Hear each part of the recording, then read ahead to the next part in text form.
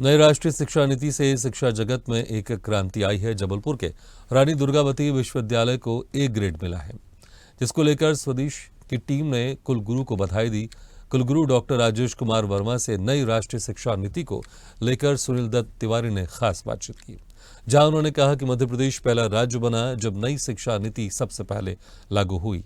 नई शिक्षा नीति के तहत रानी दुर्गावती विश्वविद्यालय में पाठ्यक्रम चल रहा है। 2020 में भारत की संपूर्ण व्यवस्था को बदलने के लिए, या यूं कहें कि संपूर्ण सोच को बदलने के लिए एक मंथन हुआ था, जिसमें नई शिक्षा नीति के नाम का अमृत निकला। और उस अमृत का जो प्रचार प्रसार है पिछले 4 वर्षों में पूरे देश में किया जा रहा है। नई शिक्षा नीति को लेकर क्या नई चुनौतियां हैं और नई शिक्षा नीति किस तरीके से इस देश की पूरी शिक्षा की व्यवस्था में आमूलचूल परिवर्तन करने वाली है, इस विषय को लेकर बहुत सारे शोध भी चल रहे हैं, बहुत सारी परिचर्चाएं भी चल रही हैं। हम इस वक्त हैं रानी दुर्गावती विश्वविद्यालय जबलपुर में और हमारे साथ हैं प्रोफेसर राजेश कुमार वर्मा, कुलपति, नए शब्दों में यदि कहें तो कुलगुरु रानी दुर्गावती विश्वविद्यालय के। सबसे पहले डॉक्टर साहब, आपको बधाई बहुत सारी, आपको नेक एक ग्रेड हासिल हुआ है। और कितनी चुनौती अब आप देखते हैं ये नई जिम्मेदारी मिलने के बाद? जी, बहुत बहुत धन्यवाद। पहली बात तो हमारा विश्वविद्यालय पहले बी ग्रेड में था और 68 वर्षों में पहली बार विश्वविद्यालय को ए ग्रेड प्राप्त हुई है। तो पूरे महाकौशल और जबलपुर के लिए तो एक तरह से इतना उत्साह का विषय है। और चूंकि मैं अभी 7 महीने पहले ज्वाइन किया है, तो 7 महीने की जो मेहनत है और उसमें सामने जब रिजल्ट इस तरह आता है तो लगता है कि मेरा भी उत्साह बढ़ गया। लेकिन उत्साह के साथ एक जिम्मेदारी भी बढ़ी है, क्योंकि बी ग्रेड विश्वविद्यालय को चलाना, उसकी सुविधाएं जो उपलब्ध कराना, और जैसे ही ए ग्रेड विश्वविद्यालय तय होता है और जिम्मेदारियां बढ़ती हैं, तो मुझे लगता है कि मेरा स्वभाव शुरू से ऐसा रहा कि चुनौतियां आएँ और उसमें हम जीत के आगे निकलें। तो मुझे चुनौती स्वीकार, और मुझे लगता है कि हम बहुत अच्छा जबलपुर के लिए करेंगे। जब मैं आया था तब भी हमने तय किया था कि हम जबलपुर में बहुत परिवर्तन करने वाले हैं, और ऊपर वाले ने साथ दिया, यहाँ की पूरी टीम ने साथ दिया, और हम आज इस स्थिति में आ चुके हैं 29 तारीख को कि हम ए ग्रेड में आ गए हैं। हम ओडीएल कोर्सेस में शुरू करने की स्थिति में आ गए। डिस्टेंस जो हमारे यहाँ बंद हो चुका था बी ग्रेड के कारण, हम डिस्टेंस में काम करने के लिए शुरू हो गए। दूसरा, यूजीसी से और सेंट्रल गवर्नमेंट से, स्टेट गवर्नमेंट से और कई अलग अलग संस्थानों से फंडिंग होती है या अलग अलग प्रोजेक्ट मिलते हैं, जिसमें ग्रेड के अनुसार भी कई बार बच्चों का और जो हमारी फैकल्टी हैं उनका एनालिसिस होता है, और यह अलग अलग एक संभावनाएं बनती हैं ग्रेड के हिसाब से। तो मुझे लगता है हम उन पुरानी संभावनाओं को क्रॉस करके एक अलग पायदान पे आ गए हैं, और इस पायदान के हिसाब से हम विश्वविद्यालय को बहुत आगे ले जाएंगे, ऐसा लगता है मुझे। प्रोफेसर, जो ज्ञान है, जो शिक्षा है, उसका फलक वैसे भी बहुत असीमित है, बहुत विस्तारित है। और उसके बाद जब नई शिक्षा नीति हमारे देश में वैसे भी प्राचीन काल से जो सभ्यता रही, ऋषि मुनियों की, वेद वेदांगों की, उन संस्कृति के सहारे हम पले बढ़े, आगे बढ़े। लॉर्ड मैकाले शिक्षा पद्धति भी आई और उसको तोड़ने के लिए 2020 की नई शिक्षा नीति लेकर सरकार आई। चुनौतियां भी हैं और अपने आप में आपने जैसा कि चुनौतियों को महसूस करने की जिजीविषा भी है। तो कैसे कि आपका जो विश्वविद्यालय है कैसे नई शिक्षा नीति को इम्प्लीमेंट कर रहा है? आपको खास आश्चर्यजनक बात बताऊं कि राष्ट्रीय शिक्षा नीति जब 2020-29 में जुलाई को आई थी, और मुझे गर्व है कि मध्य प्रदेश पहला राज्य रहा जिसने राष्ट्रीय शिक्षा नीति को इसमें लागू किया। और मेरे लिए बहुत गौरव की बात है कि मैं उस राष्ट्रीय शिक्षा नीति क्रियान्वयन जो पाठ्यक्रम निर्माण समिति है, बीकॉम और बीबीए में फैसिलिटेटर के रूप में शामिल हुआ। तो मैं बहुत अंदर से उसको जानता हूँ, और मुझे लगता है कि ये ऐसा पड़ाव है जो हमको वापस उन ऊंचाइयों पर ले जाएगा जो नालंदा और तक्षशिला के हम विश्वविद्यालय कहा करते थे। कुलगुरु जो शब्द आया वो इसीलिए आया कि हम गुरुकुल की स्थापना करेंगे और वहाँ कुलगुरु रहेंगे। कुलगुरु तो ही गुरुकुल को संभाल पाएगा। तो कई लोगों ने पूछा ये शब्द क्यों परिवर्तन किया? भाई, कुलपति विश्वविद्यालय को चला रहे हैं, लेकिन कुलगुरु के लिए जरूरी है कि सामने कुल हो और उसको वो गुरुकुल की तरह आगे चलाए, शिष्यों को हाथ में लेके चले, शिष्यों को आगे बढ़ाने के लिए कार्य करें। और जब जैसे ही मेरे लिए 2 शब्द का उपयोग होता था, पहले कुलपति का होता था लेकिन आज कुलगुरु का होता है, तो वो नाम घोषणा होते ही जैसे आता है कि माननीय कुलगुरु जी रहेंगे, तो मेरे अंदर एक अलग भाव आता है। तो ये भाव पैदा करने का जो श्रेय जाता है हमारे माननीय मुख्यमंत्री जी हैं, जो पहले उच्च शिक्षा मंत्री जी थे, उनको जाता है कि उन्होंने इस शब्द को परिभाषित अलग से परिभाषित किया है, नई परिकल्पना की है। और मुझे लगता है ये परिकल्पना संकल्पना पूरे देश में जाएगी तो पूरा देश इस चीज़ को स्वीकार करेगा कि विश्वविद्यालयों में कुलगुरु ही होना चाहिए कुलपति के स्थान पर। प्रोफेसर, उन्होंने जिस प्रकार से आपने भी थोड़ी सी देर पहले चर्चा में बताया कि आप रानी दुर्गावती विश्वविद्यालय की सौभाग्य मिला है कि भौतिक विज्ञान को लेकर आपको एक बड़ा टास्क दिया गया पूरे देश में, आप उसको प्रतिनिधित्व करेंगे पूरे देश में उस तो ये क्यों दिया गया पहली चीज़, और क्या इतनी स्थितियां हैं वस्तु स्थिति में आप धरातल पर इतने मजबूत हैं कि इस बड़े काम को आप कर सकते हैं? मैं आपको एक चीज़ बताऊं, हमारे नोडल अधिकारी भी आ गए हैं, अभी आपकी उनसे भी चर्चा कराऊंगा। मैं यूजीसी में ज्वाइंट सेक्रेटरी रहा, तो जब IKS की बात आई भारतीय ज्ञान परंपरा की, तो मेरे पास पूरे देश से जहाँ जहाँ मेरे संपर्क थे फ़ोन आते थे कि हमको एक भारतीय ज्ञान परंपरा का सिलेबस दे दीजिए, पाठ्यक्रम उपलब्ध कराइए तो हम पढ़ाना शुरू करें। अब मुझे भी चूँकि नया नया आया था जब IKS, तो मुझे लगा शायद कुछ क्या होने वाला है पता नहीं, लेकिन जब इसकी गहराइयों में गए तो एक पूरे देश में इस भ्रांति को समाप्त करना चाहूँगा कि भारतीय ज्ञान परंपरा का कोई पाठ्यक्रम नहीं है, हम कोई पाठ्यक्रम नहीं पढ़ाने वाले।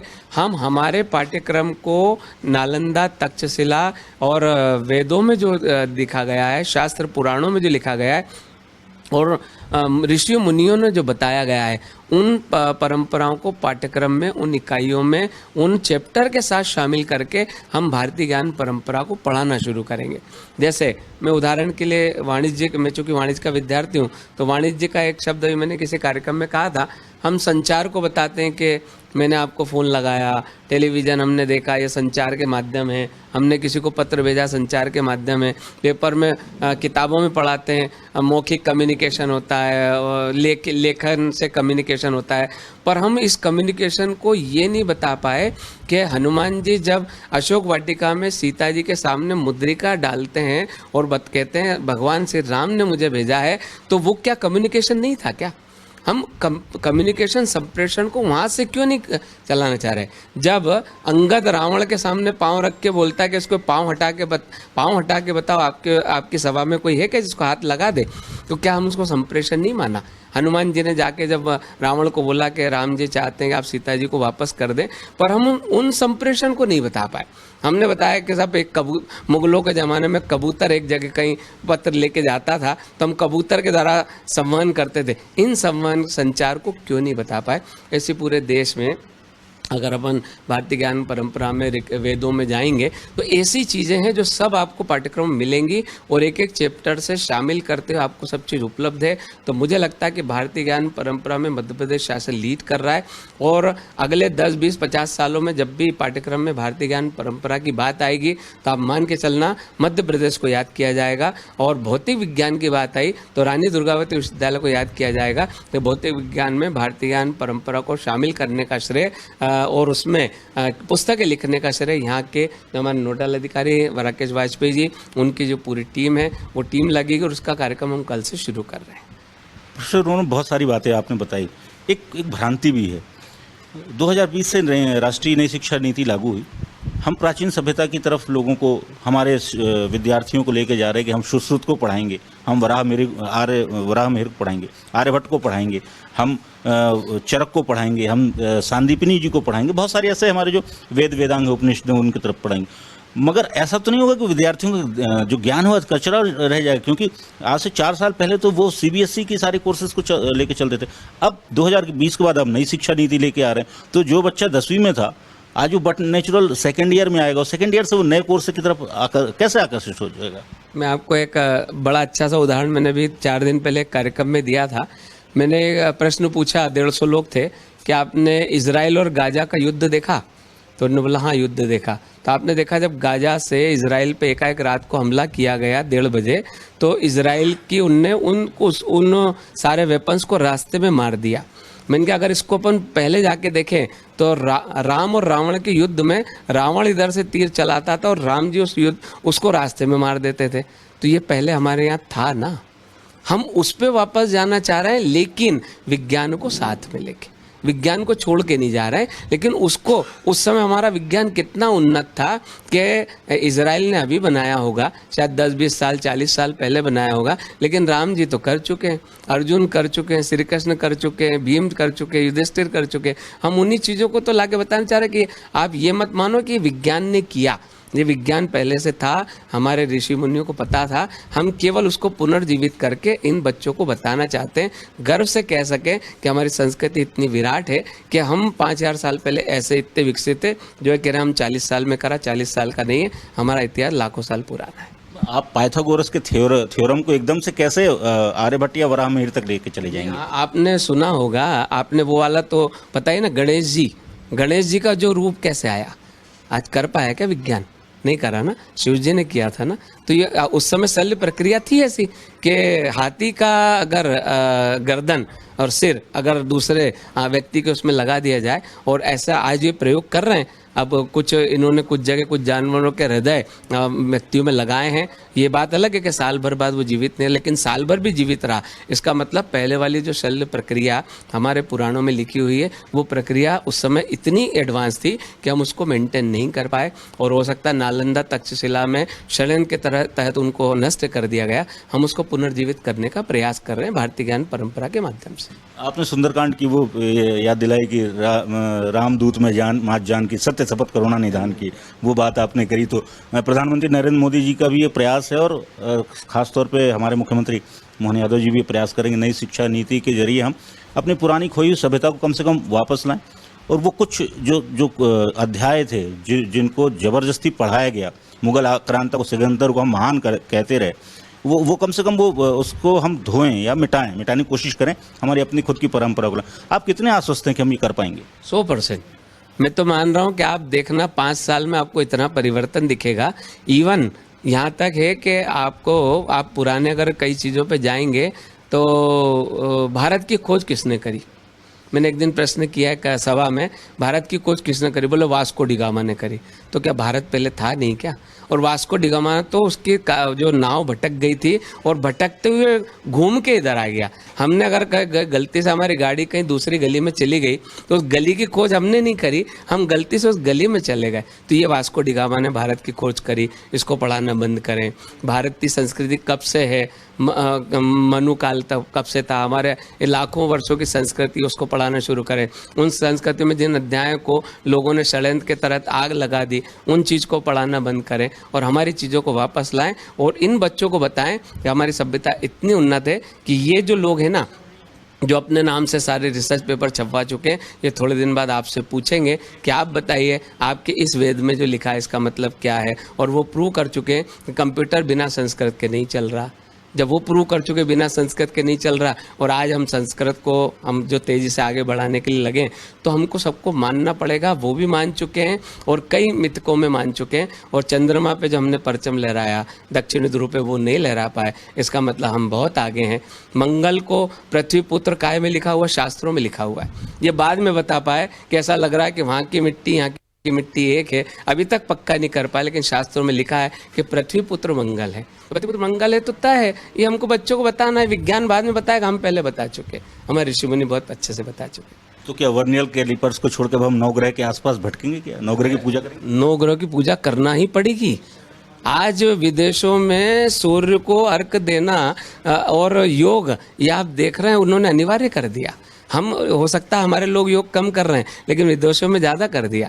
और कृष्ण की धुन पे जो नाचने वाले हैं वो इस्कॉन मंदिर में हमारे यहाँ हो सकता है कम हो, लेकिन वहाँ इतने बढ़ने लगे हैं। तो आपको वापस जाना पड़ेगा 9 ग्रहों की तरफ। हमने 9 ग्रह पहले बताए, ये बाद में एक एक करके बता रहे हैं। राहु केतु हम पहले बता चुके हैं, ये बाद में बता रहे हैं। तो ठीक है, विज्ञान और जो आध्यात्म है इसकी एक कहीं ना कहीं स्पर्धा रहती है, लेकिन मैं उस स्पर्धा में नहीं जाना चाहता। मैं आध्यात्म के साथ हूँ क्योंकि बहुत बड़ा विज्ञान है वो। मैं विज्ञान के साथ इसलिए नहीं हूँ कि वो विज्ञान कुछ नया करता है, लेकिन हमारे यहाँ पहले करा हुआ है, वो केवल उसको कहीं ना कहीं, जिसको रिसर्च बोल सकते हैं, फिर से ला के लोगों के सामने रखा, ये काम कर रहे हैं। हिंदुस्तान का दिल मध्य प्रदेश का दिल जबलपुर, और जबलपुर का जो दिल धड़कता है वो रानी दुर्गावती विश्वविद्यालय की वजह से धड़कता है। यहाँ से बहुत सारे ऐसे छात्र निकले जिन्होंने अपना परचम देश विदेश में लहराया। नई शिक्षा नीति को लेकर प्रोफेसर अशोक कुमार वर्मा जी का, राजेश कुमार वर्मा जी का, माफ़ करें, की जो संकल्पना है वो कितने दिनों में या कितने समय पे, क्योंकि एक बड़ा कालखंड लगेगा इसको, लेकिन फिर भी वो संकल्पना कब तक फलीभूत होती दिखती है? नहीं, हम तो 4th ईयर में आई गए। 3 साल हमारे पूरे हो चुके, चौथे साल में चल रहे हैं। चौथे साल का पाठ्यक्रम तैयार है। मध्य प्रदेश शिक्षा विभाग की तरफ से हम भी उस पाठ्यक्रम में लगे हैं। कौशल विकास, कभी आप हमारे कौशल विकास केंद्र में जाके देखेंगे तो आपको आश्चर्य होगा, ऐसा लगेगा कि कोई फैक्ट्री चल रही है, ट्रेनिंग का काम चल रहा है। केवल हमने आउटलेट शुरू नहीं किया है, बिक्री केंद्र शुरू नहीं किया, बाकी कौशल विकास इतना अच्छा चल रहा है हमारे यहाँ। तो मुझे लगता है कि हम राष्ट्रीय शिक्षा नीति क्रियान्वयन में मध्य प्रदेश शासन के साथ कदम से कदम मिला के चल रहे हैं, और ए ग्रेड होने के बाद तो हमें जिम्मेदारी और बढ़ जाती है। हम बहुत तेज़ी से काम करेंगे और इस साल बहुत सारे पाठ्यक्रम शुरू किए हैं, और आश्चर्यजनक रूप से हमको इतना अच्छा प्रतिसाद मिल रहा है कि इस साल हम 68 साल के प्रवेश के वार्षिक रिकॉर्ड को भी शायद तोड़ने की स्थिति में आ जाएंगे, मुझे ऐसा लगता है 10-15 दिन में। एक बहुत बड़ा क्षेत्र है। पहले हालांकि रानी दुर्गावती विश्वविद्यालय का जो इतिहास रहा है काफ़ी समृद्ध रहा, और बहुत सारे जो जिले थे वो उससे सम्मिलित थे, फिर सागर यूनिवर्सिटी तक गए। आज वर्तमान में जो आपकी भौगोलिक स्थिति है उसको देखते हुए, अब चूँकि छिंदवाड़ा में भी एक विश्वविद्यालय खोलने की तैयारी हो गई है, तो इससे कुछ फर्क पड़ेगा? देखो, विश्वविद्यालय के 3 जिले हमारे से अलग गए थे, तो उससे हमको करीब मान के चलें 60-70 हज़ार बच्चों का फ़र्क पड़ा। वो हमारे लिए रेवेन्यू का नुकसान हुआ है, और फंड जनरेशन जो हमारा होता था वो कम हुआ है। लेकिन क्या होता है कि अब जब भी कोई परिस्थितियां बदलती हैं तो हमेशा प्लान बी आदमी को तैयार रखना चाहिए। तो हमारा प्लान बी तैयार है। मैंने आते उस प्लान बी के काम शुरू किया। हम बीकॉम शुरू कर चुके हैं, अच्छा एडमिशन है। बीएससी शुरू करते हैं, अच्छा एडमिशन है। बीएससी एविएशन शुरू करने वाले हैं, कई नए पाठ्यक्रम शुरू किए हैं, और प्लान ऐसा है कि इस साल अगर हम नर्सिंग और इंजीनियरिंग के 1-2 ब्रांच अगर शुरू कर पाएँ तो शायद हम 2-3 साल में आत्मनिर्भर हो जाएंगे। अभी हम जो फाइनेंस की फील्ड में अभी हम थोड़ा सा डेफिसिट में, नुकसान में। 2 बड़े विषय हैं जिसको हमेशा हमारे पीएम भी एड्रेस करते रहते हैं, एक तो एआई और दूसरा ड्रोन। इसको लेकर कोई आगे कार्य योजना है? हम सोच रहे हैं, अभी आज ही हमारी कोर कमेटी से बात हुई है कि इंजीनियरिंग अगर शुरू करें तो उनका यह था कि सीएस के साथ अगर एआई में शुरू करें तो ज़्यादा अपने को कहीं ना कहीं बच्चों के लिए फ़ायदे का होगा। और ड्रोन के लिए भी हमारी कल माननीय मंत्री जी के साथ था हमें वो बात हुई थी, तो इस बारे में शायद उनका कहना है कि अगर मध्य प्रदेश शासन को जो एविएशन मिनिस्ट्री इनसे अगर मान लिया मिल के काम करना है या कैसे करना, उच्च शिक्षा विभाग इस बारे में तैयारी कर रहा है। और जैसे उच्च शिक्षा विभाग ने आगे काम शुरू किया, हम उनके साथ कदम से कदम मिला के चलेंगे, ऐसा मेरा कहना है। तुम्हारी तो आदत है शिकवा शिकायतें करने की, हम तो अपनी राह में चलते हैं क्योंकि हम उसी में मशगूल हैं। तो ये थे प्रोफेसर राजेश कुमार वर्मा जी, जो अपनी राह में चलते हुए मशगूल हैं, रानी दुर्गावती विश्वविद्यालय को एक शलाका तक पहुंचाने में, पताका फहराने में, और हमारी शुभकामनाएं भी हैं। सर, आपने हमको समय दिया, आपके बहुत बहुत धन्यवाद। बहुत बहुत धन्यवाद। और आपके चैनल को ये जो कार्यक्रम आपने 24 तारीख को तय किया, उसके लिए अग्रिम बधाई, शुभकामना है। और महाकाल की नगरी में आयोजन होने वाला है, तो महाकाल बाबा बहुत अच्छा करेंगे, और बहुत अग्रिम शुभकामनाएं। धन्यवाद। कैमरामैन आकाश के साथ सुनील दत्त तिवारी, रानी दुर्गावती विश्वविद्यालय, जबलपुर।